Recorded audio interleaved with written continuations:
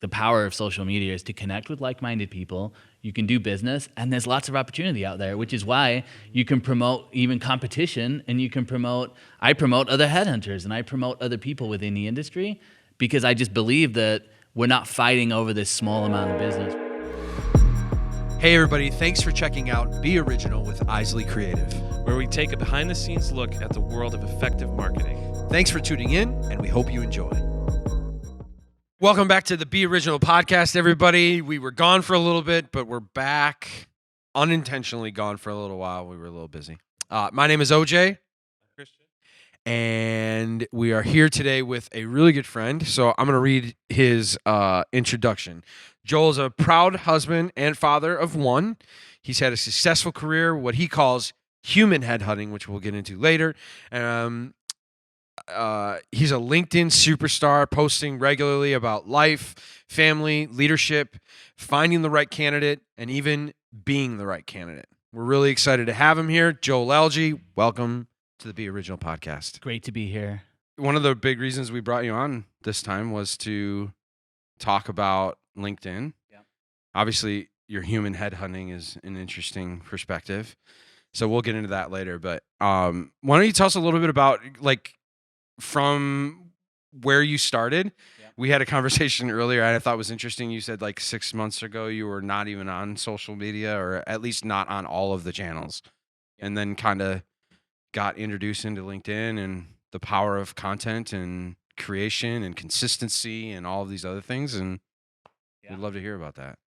Yeah, I mean, like I said to you just earlier, I mean, I was really against social media, and I actually watched a TED Talk of a guy who I'm pretty sure he was a programmer, or he was some sort of tech guy out in San Francisco, and he put together this TED Talk, and basically the premise of it was every time you swipe, every time you scroll, money is going into someone else's pocket. And he also described that social media is really entertainment. And at that time in my life, I was working from home and really just struggling to pay attention to what I was doing at work. And I thought, listening to this guy, like, I am wasting time in social media, and social media is literally just entertainment.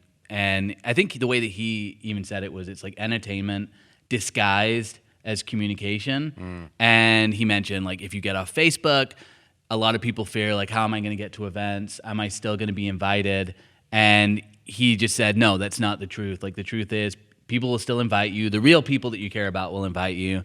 And so with that, I just said, you know what? I'm done with Facebook. And interestingly enough, with Facebook, if you go to delete your account, you got to wait 30 days. And if you go to log in one more time in that 30 days, everything resets. So again, that to me was like, man, that's what it is. That's what it is. And that's one of the points he made. He said that the way it scrolls, they studied Vegas, and, you know, social media scrolls up and down like a slot machine, and that's how they've designed it, is to be addictive. And so I think with all of that, I made that decision and said, you know what, I'm done with social media. But then I'm going to go a step further, and everybody I talk to, I'm going to tell them how much I hate social media, and I'm going to tell them how much they're wasting time. I'm going to become like the guy that hates social media. So that's what everyone knew me as for like 2 years. And I got a really close friend, you know him, Nick Kreuter, and he's on Instagram, and I just told him, like, you're wasting your time, like, this is just entertainment. Like, you need to be off this. Like, that's why your life sucks right now, because you're on Instagram. Really great advice. And so, yeah, so for 2 years, I just was off social media. And I remained on LinkedIn because I'm a headhunter, and that's how I find top talent, is on LinkedIn. And one of the evolutions I saw taking place on LinkedIn was, number one, like 2 years ago, maybe 3 years ago now, Microsoft took over LinkedIn, and they added a video function. And what I've seen over the years is, like, LinkedIn went from purely like memes and like really bad article sharing to a lot more video content. And about 6 months ago, I realized from making one comment, I made one comment on someone's post that I'd been following for a while, and it was a post on mental health. I made a comment, and from that comment, I got 2 direct messages from people saying, your story, like your comment actually impacted my day. And as soon as I got that DM, it was like a light went off in me, and I realized that, yeah, social media can be a waste of time. It can be really detrimental to somebody's mental health, but it can also be a really powerful tool to communicate and impact, which probably to everybody out there sounds like, duh, that, how did you not know that? But again, I went from a place of, this is really evil, like this is a waste of time, this is literally gonna just mess people's lives up, to, wow, I can impact people. It can have elements of negativity, right? Mhm. But if you're not in it to tell people about it, then Yeah. it's, like, you can't communicate that. You can't communicate with a crowd that's over there and you're like totally separate from it. So I know a lot of people that have been in that boat. Even me personally, even doing the work that we do, I have a hard time staying on social media because I feel like I'm wasting time. I'm like, I need to be growing my business. Yeah. But they're like, they go hand in hand, right? Yeah. Because that's where the people are. Well, at least a piece of it is. Yeah, Yeah. absolutely. So it's one of those things that you have to be where the people are to have any effect on the people. If Yeah. that makes sense. If that's your goal, right? So that's Yeah, something and that's weird. Especially when you talk about stuff like mental health. And, Yeah. I mean, obviously, there are topics and there are things that we can communicate about on social media that it's going to be very informational or educational, but at the same time, it's going to speak to the struggles that other people may be going through. And like you said, like that initial DM that says, "Man, you really helped me get through my day," like that's the good side of social media. Yeah. But I do think that there's a balance. I find myself even too, like Instagram, like scrolling for hours on Instagram for no apparent reason. Like that can get a little, I can get inside my head, and I mean, I can definitely see like you have this visual of inside of people's lives, right? The so-called life that they have on social media, and it can be very disturbing sometimes because you can find yourself into a really dark place, like you personally. Like, how come I don't have those things? Yeah. Even me, I find myself like that too. Like, I've been an entrepreneur for 10 plus years. I've owned several companies and failed miserably at it, and all of these other things. But when it comes down to it, like there's still a piece of me like, why can't I be there? Like, I look at these guys and I'm like, they're riding in private jets and have really nice cars, and I'm just like, man, it would be awesome to be that guy. Well, and I think that's why I hated it so Sure, much. absolutely. And I think it even came down to simpler things like, here's my happy family, and then suddenly I'm in an argument with my wife, and what's flashing through my mind is, everybody else in the world is a happy marriage. Sure. Everybody's got a perfect job. Everybody's highlight reel is just seen over and over. And on top of that, Mark Zuckerberg's getting paid for every scroll that I do, which it just makes me hate it even more. That's hilarious. That's an interesting way to view it. What's also interesting is I was listening to another podcast this morning, actually, and they were talking about creativity, but you only see the byproduct of all the work that's gone into it.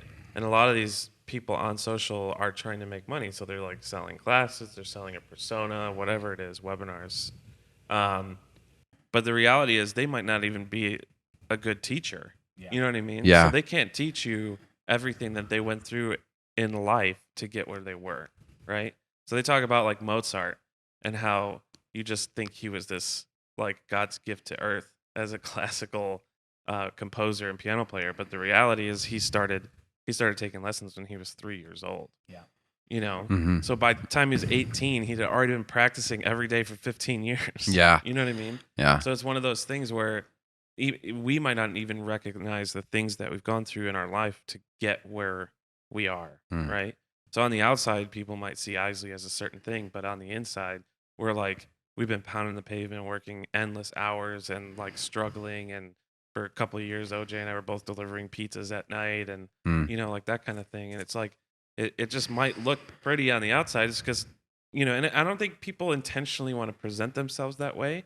I think the reality is you just don't want to air your dirty laundry to everybody. Yeah. Like, you're not going to be like, OJ and I are in argument in the office, and I'm not thinking I'm going to pull out my phone and throw an Instagram story. You of OJ should. and I You yelling should at though. each other. That would We should. That would get so much traction because it's Yikes. so we should different. just have cameras rolling all the time. Yeah, that's a better That'd be idea. better. Yeah, because then But- it won't be so like, yeah, because the second you pull out the phone, I'd walk away. Be like, nope. Lots of things Dad doesn't need to hear. Yeah, right? exactly. I think though, like that is actually what stands out though the most, and I think that's like as a person, I'm very open. Yeah. So if I'm having a conversation with someone, I will share with them my week's been really bad, Yeah. or Yeah. this is what I'm going through, and I saw again the power to be able to on social share about Yeah. hardships and share about hard times, Yeah. and understand that that's actually how you connect with people. So when we talk about the human headhunter, you know, that sounds kind of weird, like I'm hunting down people, but Yeah. the reality is what that's trying to convey is I'm a human, you're a human, and I want to connect with you as a human, not as like an entity on social media that's presenting myself Sure. in a way that then makes me unrelatable and not relatable. Yeah. And in recruiting and really in business in general, there's a huge shift taking place where I believe over the next 10 to 15 years, the idea of what professional is, that's going to change. And you know, people who are coming into the workforce, a lot of Gen Z, millennials even who are already in the workplaces, they become more leaders in the workplace. Yeah. There's going to be more of an emphasis on who are we as people, and you know, mental health becomes a big discussion point in the workplace. Vulnerability, like actually who you are as a person, becomes a lot more. It just becomes a lot more of a conversation. Where I think in the past people would go, "This is business," and like, "This is business, Joel," and this is, you know, Joel, it's social life. It's you that know? it's that meme that meme that's been going around. Oh, It's with the Tinder and- yeah. Facebook, Yeah. Instagram, Tinder, whatever it is. It's true. It's the And same I think thing. That's hugely important because I mean we deal with people, or have dealt with people, I should say, in the past that you know are in positions of authority in these companies because they took the steps. Yeah. But there's no human side to them. You know what I mean? Where it's just like, are you kidding me? How are you getting these decisions, and how are you going there? And you can tell that their work is driven by their personal things they have going on. Hmm. And if you recognize that even when you're hiring, you could say, okay, this person might not be the fit for the job, even though Yeah. they have the degree, they have the experience, or whatever it is. They're going to drive all their decisions this way. Yeah. And it's that human connection that helps you understand how people are going to operate in a position. And I think that's why there's such a cycle. You know, even like high ups in companies, what is it, like 9 months or something? Yeah. That's like the common turnaround for like a CMO or a CEO. It's they get in office and already expect that they're going to be gone in 9 months. Like, I have to make sure that I accomplish this, and that in 9 months. Yeah. You know what I mean? Like that, the whole mentality, social media has pushed us into a point of this constant expectation that is unrealistic. Yeah. You know, but what you're saying of bringing that human element into it and understanding that people are people, and their jobs, their decisions are going to be driven by what's going on at home, you know, or what's going on around them. I think that's hugely important. Yeah. And I think that's huge too in what we present to people. You're right. And, you know, like just going back to like airing things that might not be the best, I think it's just we don't think to do that because we've been so programmed to be like, this is the perfect picture and this is the perfect lighting and this is that, especially us. You know, I think we've learned over the last couple of years, but in the beginning it was like, well, we're a production company, we're a video production company, we create content, it needs to be the best all the time. At least that was something I always struggled with, and because that's what people are expecting from us. But the reality is on social media people don't care about that. You know, like our clients, our potential clients would care about that, but they're not typically on social media to see the work we do as a business. They're seeing how we do it, you know, who we are while we're doing it. Yeah. And that's even come to like I feel like recently we've come to realize one of our biggest differentiators as a production company is the experience that we give people, because there's tons of people out here that can do this, you know, like we're not anything magical. Like we have the same cameras as a lot of other people and the same lights and all that. But I think people are comfortable with us because we're real with them. Yeah. So, Well, that's actually your biggest differentiator. It's who you are. yeah. And I think, again, my mindset shift has gone from a scarcity mindset of there's limited business out there, and if I get a client, I've got to hold on to them really tight, and I've got to like fight for this business. And now, really, with LinkedIn was the big change in my mindset. But what I realized was there's like-minded people out there. You just have to find them. And you look at something like a production company, billions of dollars is spent on production and creating content. You don't necessarily need $1 billion. You need a cut of that. And so it's actually social media. What I find is it really enables you to connect with those like-minded people. Yeah. And then you don't have that pressure of even trying to be something that you're not. And you can be yourself, and then you're going to connect with people who connect with you. And again, it's a quick shift and a quick evolution, because I think social media hasn't been around for that long. And like if I have this same conversation with my dad, for example, he hasn't comprehended in his mind that you can connect with someone instantly across the world, or you can connect with people so quickly.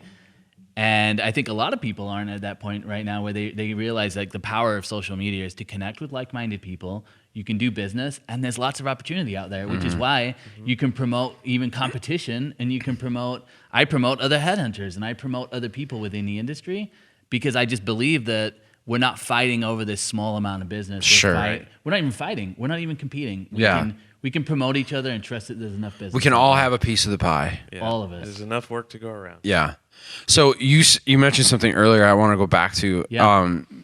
Kind of your time, your progression from, not being on social media at all, and then finally realizing LinkedIn might be a great tool for you. What was it about LinkedIn, and how, now that you've been on the platform and you've actually seen quite a bit of growth in your audience there, like how has that impacted your business as a headhunter, but also, what was that progression like for you? Was it, was it the consistency part of it that really helped? Was it, your content, all of those things? Like, what was it that really pushed you? Yeah, no, and I get asked that question a lot. And just to give a little bit of context here, so when I first started posting on LinkedIn, my posts were getting probably 3,000 views a post, and now the average is anywhere from 40,000 views to 100,000 views. So that's a lot of growth, obviously, in 6 months. The biggest thing for me that's allowed me to grow is engagement on other people's content. And yes, I have the consistency. Yes, I post a lot. But when you actually go through and look at who's engaging with my content, it's other people that I've engaged with, and it's other people that I've taken conversations offline with and spent time to get to know people. And so a common question I do get is, what's your ROI? Has it resulted in business? And what I bring it back down to is the fact that LinkedIn is marketing. And so if you bring a marketing team into your company and you're asking for ROI in the first 6 months, then you've not understood what marketing is and how building a brand takes a lot of time.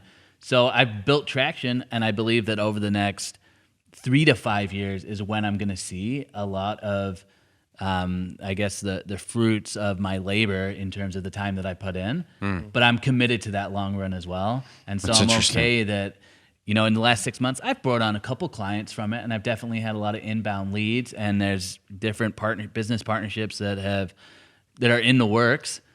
But dollar-wise, it's zero. But it's because again, I'm looking at the long term and going, okay, if I post every single day, twice a day, and I'm getting millions and millions and millions of views of Joel Lalgee, the human headhunter, it's free advertising for what I want to do in the future. But I think a lot of people, it's short, and we talked about this earlier, it's short-term mindset. Yeah. And it's going, well, if you're not getting the results in 2 weeks, then that's not good enough. So let's touch on that, because I think that's a really important perspective, because I think I think like we said earlier, I think the assumption is for a lot of companies and even a lot of people, they get into this thing like they see everybody talking about how often you have to post, how often you have to be on social media. Your 2 cents, you're posting on other people's content. Gary Vee has a thing that he talks about, and it's just offering your 2 cents, like going on there and finding, whatever, however many posts within your area of expertise, and going on there and posting comments and, responses to other people's questions. I think that's a huge part of it. But, most people will do it for a week, 2 weeks, maybe a month, and then they'll look at it and be like, well, I didn't get a single client off of it. I didn't do anything. Ton of time, ton of effort to do all of this, and I didn't get anything for it. So the patience aspect of what you're trying to accomplish, obviously, is huge. But I think the realization that it does take time, that it's not the immediate drive-through type of, client building or money in your pocket type of approach. Like, it's something that's going to take time. And I do know people, though, because it depends on what industry you're in. I just happen to be in an industry, it's recruiting. So the chances of a leading HR person reaching out to me and saying, through a DM saying, hey, I've got 10 open roles, can you fill them? Chances of that happening is really low. Now, depending on what you're doing, maybe you're a coach, maybe you're content producers. If you're producing high quality content, you're selling every single time you produce that content. Sure. So chances are somebody could watch your video and resonate with you, and they're gonna reach out to you and say, hey, I want you to do a video. Mm-hmm. For what I'm doing, and for maybe a lot of salespeople, if you understand the sales cycle, then one phone call never wins. It's 10 phone calls. It's 15 phone calls. And it's getting longer and longer because it's saturated. 3 years worth of phone calls. That's seriously what it's like. I hear you, man. I do it every day.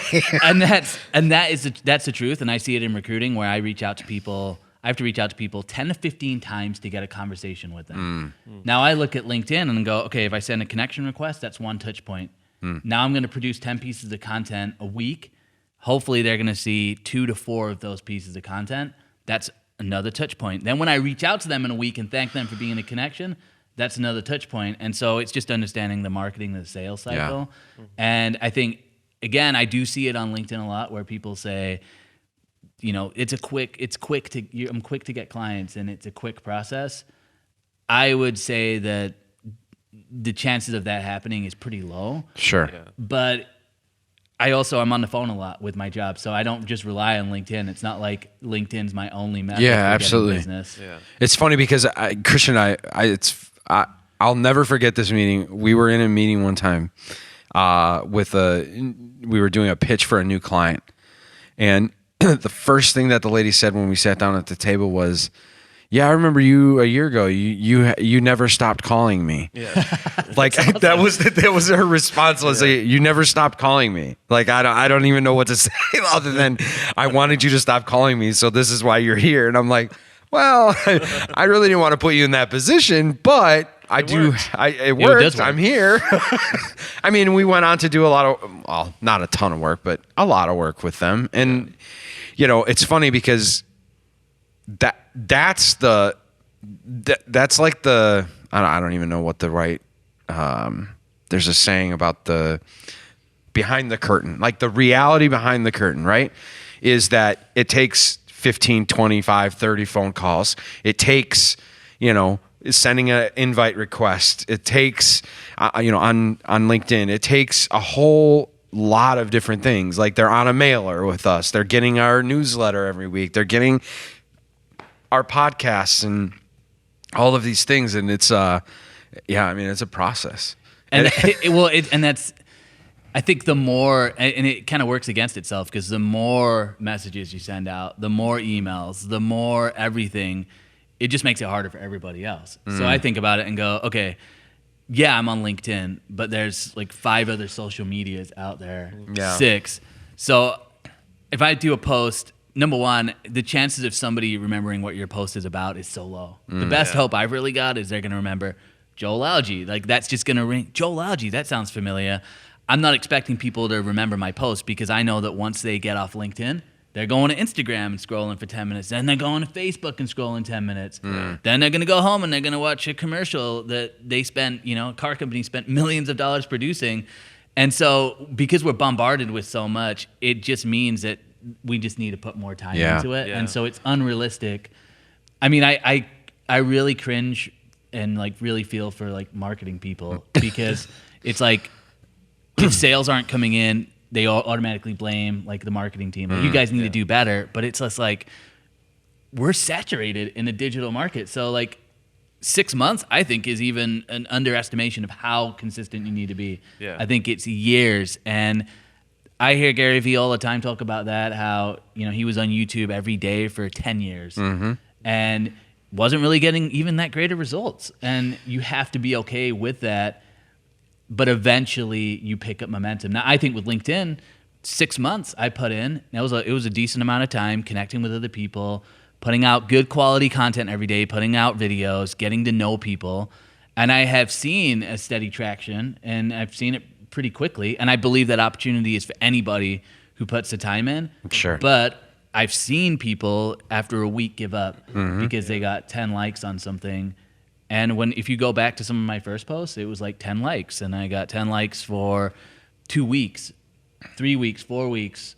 And I was okay with that because I also fell in love with the process of expressing myself. Yeah, that's the important part. I think that's the biggest part of it, is that you have to fall in love with the process. Yeah. I mean, we mention Gary Vee all the time, but like that's one of his big preaching points is the process. Yeah. And it's so hard because going back to what you were saying earlier, like the whole LinkedIn or the whole Instagram life, the whole Facebook life, like nobody wants to look at the come up. Everybody wants to see it when it's done. Yeah. Like flying on private jets and going to clubs and driving really nice cars. Like everybody wants to see that part of it, but nobody really wants to spend the time to know like what it was actually like to the come up. Like, working part-time jobs for 5 years just to make ends meet so that we could build our dream. Like that's the reality of it. Like it makes a good story at the end, though. It does. It does make a good story at the end. Because then at the end, and I tell people that all the time. Like, I got lots of friends who are struggling to figure out like what they want to do in life, and I think we're all in that process. Sure. I've never met someone evolving. that goes, "Yeah, I'm doing exactly what I need to be doing." It's like very few and far between. But that journey, that struggle, those are the things that make you better. Yeah. And those are the stories you go back to when you are successful too. Yeah. I think there's a balance of like growth is good, but constantly reinventing yourself is not necessarily a good thing. And I've seen people push that a lot. But if you think about like marketing long term, like since the 60s, 50s even, like it was always a slow play. Not until social media came into the game. And everybody thinks, well, we got to change with the times, we got to change everything. But, think of it like a politician that flip-flops on their views, right? Like they're like, for 6 months, I'm going to believe this and see how many voters I get. And then I'm going to, that's not working. So I'm going to say, well, now I believe this because I'll get more voters, right? Mm. If you constantly see companies flip-flopping like that and changing their perspective or their content play or whatever it is, there's just no loyalty. Like you're losing the idea of brand loyalty is gone. You know what I mean? Like there's growth and coming up with new products or new services and things like those are the important things. But hoping for a quick turnaround, a 3 month, 6 month huge ROI is ridiculous. Yeah. You know what I mean? And that's why, again, you have like CMOs like flying through companies and you have marketing. I mean, most agencies that we talk to or work with, there's very few that actually have really long-term clients. And, one of our clients is actually one of the only ones I know of that has actually kept their clients for a very long time. But it's a huge cycle, and think about the stress that puts on everybody. Think about having to reinvent yourself all the time to keep relevant. You know what I mean? Or, having to cycle through new clients and learn new things about new clients and start all over from scratch. And then in 6 months, they're like, it's not working. It's like, well, 6 months, I've just gotten to know you. You know what I mean? Yeah. Like even talking about friendship, I think it was like you have to spend like think it was like 120 hours or something, 150 hours with somebody. We'll fact check to that. Yeah, we should. Kenosha News should fact check. Dear Lord. But it's something along those lines where that's how long it takes to actually know someone enough to be comfortable with them. That many hours. There's at least 100 hours with somebody. Yeah. To be able to like hang out in sweats at the house and watch a game. You know what I mean? Like, and not feel pressured to do anything. And Or it takes 13 years of marriage. That's different. Sorry. That's a different story. But the idea behind it is that you don't even get a chance to know the company that you're marketing enough to do anything good for them. Yeah, and a lot of those big companies, I mean, the problem is they operate on quarterly earnings and they operate on short-term goals always. And I think anytime a company switches from that short-term and gets away from the long-term, they're in trouble. But that's how you scale, even. You know, so that's why just you the culture of it now. So let's just be clear about one thing, because I want to make sure that we're not confusing people. Yeah. So like obviously there are going to be benchmarks. There are going to be things that are going to drive sales and for companies, and they're going to have to be. You're going to have outcomes. Otherwise, the problem you'll never be a successful business. But I think there is a certain portion of the approach when it comes to your audience and making yourself. And this is a really good segue for us, because now we can start talking about how does the company present themselves in a way that attracts top talent. Yeah. So now we're not only talking about from a marketing standpoint, right? We're talking about we're an organization and we want to be able to attract the best minds, the best whatever at whatever their career is. And how do we go about doing that? What atmosphere? You know, it's that whole thing, like, I don't know, 5 years ago, maybe less. The whole thing was Google. Like, everybody wanted to have that Google atmosphere, that Google approach to the culture of company, right? So how does a company get to that point? How do they present themselves in a way that makes it possible for people to be attracted to them? Mm-hmm. I mean, you bring up the best example, which is Google. Sure. Another example is Apple. Sure. A lot of companies that have really robust marketing strategies on their product side, it translates into people wanting to work for them. So, interesting. If you're a great brand and you're well known, like Nike's not out there searching for top talent because everybody knows them. So they're on people's top 10 list. Same with Amazon, same with any of these companies, because their marketing strategy has covered their recruiting strategy as well. So because they offer a product or a service that you can relate to, you can understand, you can get excited about, that's a driving force in saying, I want to work for that company. Yeah, I mean, it's just people know who you are. And so, but the problem that creates is then, as a smaller company that doesn't have that robust of a brand, there's not an example for them to follow. So yeah, but couldn't it be as simple as, I mean, I'm just shooting at the hip here, but like, couldn't it just be as simple as like, hey, take the time to really present your product or your service in this manner? Like, yeah, you may not have $1 million to do it, but if you're presenting your product or your service in a way that is transparent and you, like who you are as the owner, shouldn't that be enough? I think for smaller companies, you just got to focus on who your people are, because at the end of the day, your people are going to define your culture. And so if you've got, what I see a lot, and I see this all the time on LinkedIn, I see it all the time on any social media, is companies, they'll say, hey, we're the best place to work. Sure. Or we just won this award. Top 100 places to work. Nobody cares. Yeah. Like, I see that and I'm like, great, you got people to vote. Yeah. It doesn't matter. Now, what really matters is when a company shouts out, you know, Sally, the secretary that's worked there for 23 years that nobody talks to or cares about, seemingly. Sure. You shout her out and say, hey, Sally's worked here for 23 years. Here's a snippet on her. If that's what your marketing material is for your human resources and for your recruiting, then people are going to connect with that and they're going to go, number one, this company really cares about their people, which is what people want. And number two, you actually get to find out who's working at the company. And if you see a lot of the same, I guess, like-minded people that are you're going to be attracted to that company. So it's putting out that type of material instead of putting out, hey, we're so great and we're an amazing place to work. If I hear and see, come work at this amazing company one more time, I'm going to throw my computer across the wall because it doesn't, what does that mean? We're an amazing place to work. It's like, I want to know who's working there, like what their why is, what they're passionate about. And there's I know there's a guy that I'm connected with and he does an excellent job at this. And he's got a logistics company in Illinois. And I think 2 or 3 times a week, he'll put an employee highlight and it's like a little video of an employee, 30 seconds long, probably shot, with his cell phone. And he just shouts out these employees. And I reached out to him about recruiting services and he goes, I don't need any recruiting services because as soon as somebody in my industry is looking for a job, they know they can come to us because we post about it all the time. Interesting. Yeah, Makes sense. It's definitely definitely the people approach to it. I love the idea of highlighting the people, especially for small businesses. I think it speaks a lot to.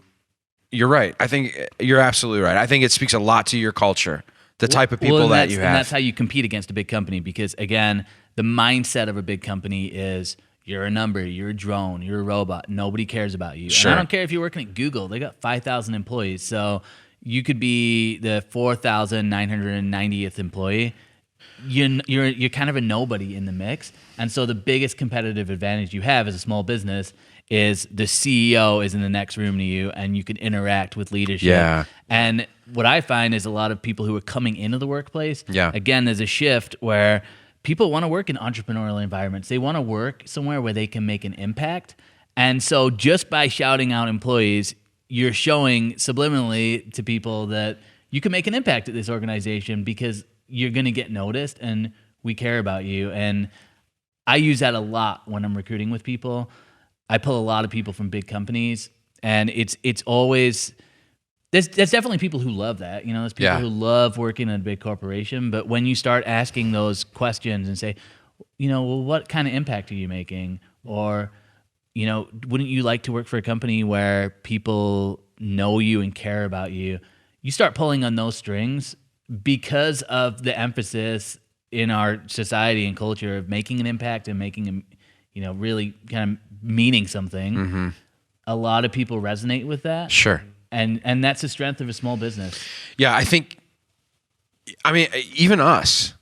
I think we've talked about it too. Like it's been one of those things where we've had our fair amount of people come through the door, and I think the reason that we've been able to find those people and that we don't really go out and search for them, but they tend to find us. Mm-hmm. Josh is a great example of that. Like, I think we offer something that's a little bit more than just the financial aspect of it for our people. Like, although it is a job, I still think that like the ownership that they can have when they walk into a place like this is super valuable. Yeah. Yeah. Do you think that people are looking for do you think it's shifting? Because I know for a while people were just kind of like looking for the next step and then the next step and then like constantly working their way up in the sense of the small corporate company ladder to big company, not necessarily a corporate ladder because I you see can what do you're that saying. within a company. But do you think people are going back to looking at a long-term career being more appealing? No, I think that what people are looking for is they're looking for impact and they're looking for newer challenges. So we're talking about two different issues. Like we're talking about attracting talent, which I think you attract talent by the impact side. Yeah. Now retaining them, that's a struggle for most companies because every 2 years people expect a promotion. Why? Yeah. Because that's what they read in an article on LinkedIn. Yeah. And then the reality is you have headhunters like me who I'm strategic. I don't reach out to people who just started a job at 6 months. I reach out to people who haven't been promoted in 2 years, and I say, hey, I'm working with a company. Let's say I'm reaching out to a project manager. I'm reaching out to them and saying, I've got an opportunity as a senior project manager. would you be interested? Yeah. And I'm going for people that maybe haven't been in that position for, 6 years, no promotion, because then maybe they're not a top performer and they're not getting promoted. Sure, yeah. But I'm going for that 2 to 3 year point, because I know after 2 to 3 years, people are just programmed to like want new challenges, because they read about you got to be always bettering yourself and being better. So I think, but for me, I'm more focused on how do you attract talent. I think the retaining talent, it's harder and harder and harder, and that's why you have people making up dream titles on LinkedIn where they're the senior international co-director, and it's like, how did that happen? It's because literally that's how you keep people. Yeah. You give them new challenges. So yeah, I don't know. Hopefully, So it's still more entrepreneurial mindset where it's internal growth. Like it's all internal. Yeah. There's no company. Because it's rare. You mentioned an example of like Sally or whatever for 23 years she's been there. Like that's rare to find now. That is, I would say now there's zero company loyalty. Yeah. Like it's that low because that's what the schools are teaching too. Like, so when I was in college 10 years ago, they said the average tenure at each company you work at, it's going to be 2 to 3 years. Yeah. And you're going to make 10 career switches in your life. Yeah. That's what they're teaching. And then that's what becomes reality. That's crazy. But then also, again, you have headhunters that right now there's a demand shortage, or there's a talent shortage, and there's more demand than there is actual talent. So you got to go steal talent, and the best way to steal talent is not lateral moves. Like you can't go to someone and say, "Hey, would you want to move to this same job?" It's going, "Hey, would you want to get a promotion, a pay raise?"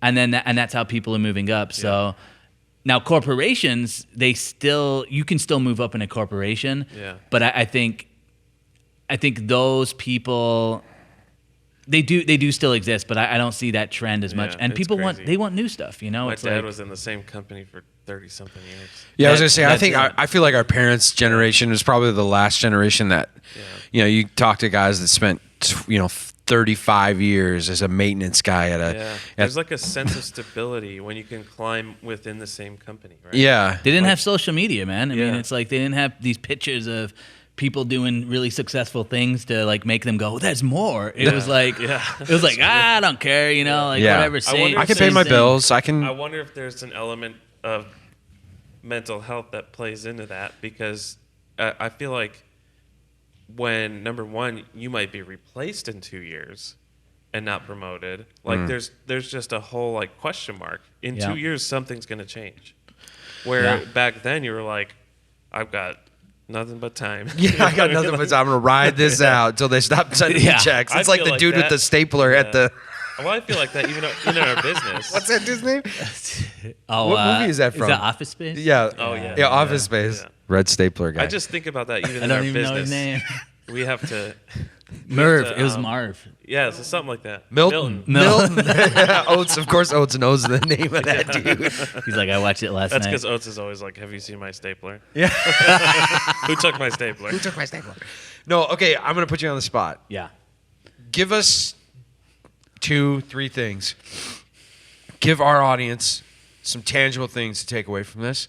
So let's talk about 2 or 3 things that a company can do to attract top talent. Stuff that they can actually do, not hypothetical stuff, not like theory. Yeah. What is it that they can do that can attract top talent? I think number one, it is shouting out your people on social media. So that can be as easy as an Instagram post with a picture of your secretary or your engineer, whoever it is within the organization. And that could be on LinkedIn, it could be on Instagram, it could be on any of the social media. Yeah. That is free. Yeah. So that costs nothing, and you don't need a fancy phone. You can just do it. Number two, I think you start training your recruiters to be more active on social media as well. So you have a recruiting team. You designate maybe 2 of the people on the recruiting team to be social ambassadors for you. And those are people that are going to post about you every day consistently. Again, that's free. It's probably going to take 5 to 10 minutes of time. Yeah. And then number 3, I think you stop with so much of like the promotional, like we're the best company to work for, we're amazing, we're awesome. You get rid of that language. Yeah. And you start replacing it with this is why we're in business. This is why we started. And you focus more on the why than like this is why we're great. Yeah. That's good. I like that. Yeah. That's awesome. On the spot. I was impressive. Good stuff. All right, cool. Well, thanks so much for coming on today. been great. We had a lot of fun. I think we covered a lot of Yeah, different definitely. stuff. It was really good. So obviously, guys, like, comment, share, do all of those things on whatever social media platform you're on. We'd really appreciate it. It means the world to us. Thanks for coming and stopping by. And we will see you on our next episode of the Be Original podcast. Peace. Bye. Boom. Thanks again for checking out Be Original with Isley Creative. We hope that this helps you put a little more you in your marketing. Catch a new episode every week right here on the Be Original podcast.